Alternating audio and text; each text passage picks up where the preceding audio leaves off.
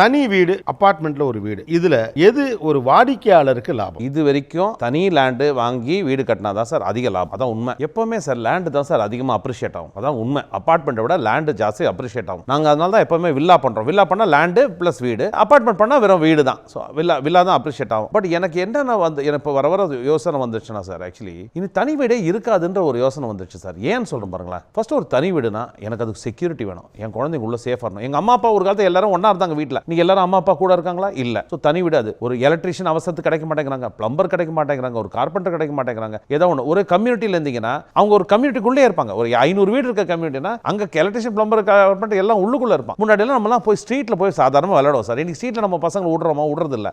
Safety இல்லை, அது இல்லை, ஹைஜீன் கீஜி 100 விஷயம் பேசி நம்ம பசங்களை வீட்டுக்குள்ளே வச்சுக்கிறோம். அப்போ அவங்களுக்கு வெளில போனால் நான் ப்ளே டேட், அதாவது இந்த இன்னொரு வீட்டில் போய் ஃபோன் பண்ணி நான் என் பசங்க கொண்டு வந்து உங்கள் வீட்டில் விடுறேன், நீங்கள் விளையாடுங்க, நாளைக்கு பசங்க. இதே ஒரு கம்யூனிட்டியில் தான் என்ன ஆகும்? நீங்கள் பாட்டு கதவு திறந்து விட்டு பசங்க ஃப்ரீயாக 500 வீடு இருக்க கம்யூனிட்டினா அவங்க பாட்டு அவங்க பசங்களோட ஜாலியாக அவங்க ஏஜ் குரூப்பில் கண்டிப்பாக ஒரு 20-30 ஒரு எல்லா ஏஜ் குரூப்ல ஒரு 30-40 பசங்க இருப்பாங்க. அவங்க ஃப்ரீயாக விளையாடிப்பாங்க. உங்களுக்கு ஃப்ரீ இதுவாக இருக்கலாம். அண்ட் கம்யூனிட்டி வெளியே செக்யூராக எடுத்து, ஸோ அதனால நீங்கள் கதவு திறந்து விட்டு பசங்களை ஃப்ரீயாக விட்டுலாம். இதெல்லாம் பெரிய அட்வான்டேஜ் இல்லை சார். ஆக்சுவலி யோசிச்சு பார்த்தா லேடிஸ் கிட்ட கேட்டிங்கன்னா அவங்க நல்லா சொல்லுவாங்க, இண்டிபெண்டன்ட் ஹவுஸ் பெரிய தலைவலி. இன்னைக்கு நான் இண்டிபெண்டன்ட் ஹவுஸில் இருக்கேன், அது பெரிய தலைவலி எனக்கு நல்லா தெரியும்.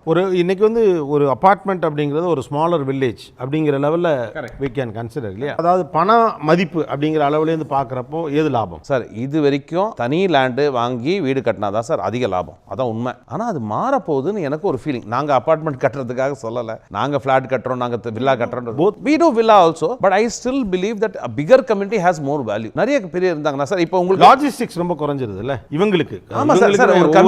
ஒரு கம்யூனிட்டிக்குள்ள சூப்பர் மார்க்கெட் இருக்கு, சின்ன ஃபார்மசி இருக்கு, ஒரு கம்யூனிட்டிக்குள்ள ஒரு சலூன் இருக்கு, ஒரு கம்யூனிட்டிக்குள்ள ஒரு சின்ன ஒரு காஃபி ஷாப் இருக்கு, ஒரு கம்யூனிட்டி எல்லாமே இருக்கு சார். ஆக்சுவலி எல்லாமே இருக்குது. ஆனா அபார்ட்மெண்ட் ஹவுசஸ் போறப்போ இன் ரீசன்ட் இயர் நான் வந்து ஒரு 1000 ஸ்கொயர் ஃபீட்டுக்கு வாங்குறேன் அப்படின்னா கிட்டத்தட்ட அதுல ஒரு 20 அல்லது 30 சிலர்கிட்ட போறப்போ 35% வரைக்கும் வந்து பப்ளிக் யூட்டிலிட்டி அல்லது காமன் யூட்டிலிட்டிங்கிற இதுல அது போயிடுது. அப்போ அது எனக்கு லாஸ் தானே ஒரு கஸ்டமரா? எங்களுக்கு கூட பாத்தீங்கன்னா 20-22% வந்து காமன் அம்யூனிட்டிஸ்ல போகும். ஏன்னா என்னன்னு சொல்ல பாருங்களா, காமன் அம்யூனிட்டி நாங்க சொல்றது என்ன சார்? ஆக்சுவலி எல்லாம் சாதாரணமா சிம்பிளா பேசுவோமே. நீங்க படிக்கட்டுல ஏறி வரீங்கல்ல, வந்து ஒரு காமன் ஏரியா லேண்ட் ஆவறீங்கல்ல, அது கூட காமன் ஏரியா தான். அந்த காமன் இப்போ நான் படிக்கட்டு, இப்போ உங்க தனி வீடு பண்ணீங்கன்னா படிக்கட்டு வராம நீங்க முதல் மாடிக்கு வர போறீங்களா? வர முடியாது. ஸோ அதுல இருந்து ஆரம்பிச்சு ஒரு கிளப்ன்றது எதுக்கு? ஒரு ஸ்விமிங் பூல் இருக்கு. ஸ்விமிங் பூல்ன்றது ஒரு 5000 சதுரடியோ இல்லை 10,000 சதுரடி ஒரு பெரிய ஸ்விமிங் பூல் கட்டுறோம் நாங்கள் ஒரு ப்ராஜெக்ட்ல வச்சுக்க. அது எல்லாரும் தான் அதை யூஸ் பண்ண போறாங்க. அந்த ஏரியாவை கான்ட்ராக்ட் ஒரு டெவலப்பர் நாங்க தான் கட்டி ஆகணும். அது எங்க ஏரியாலனா எப்படி? அது எல்லாம் சேர்த்து தானே. அதனால தான் அதுக்கான வேல்யூ. காமன் ஏரியா கிளப் வேணும், உங்களுக்கு ஒரு வாட்ச்மேன் ரூம் வேணும், ஒரு ஸ்விமிங் பூல் வேணும், ஒரு ஜக்கூசி வேணும், ஒரு பார்ட்டி ஹால் வேணும், உங்களுக்கு ஒரு ஷட்டில் கோர்ட் வேணும். இந்த கம்யூனிட்டிக்குள்ள இதெல்லாம் ஏரியாவை நாங்க கட்ட உங்களுக்கு வேல்யூ இருக்கா இல்லையா? நீங்க சாயந்தரம் போய் உங்க பக்கத்துல இருக்க நெய்பர்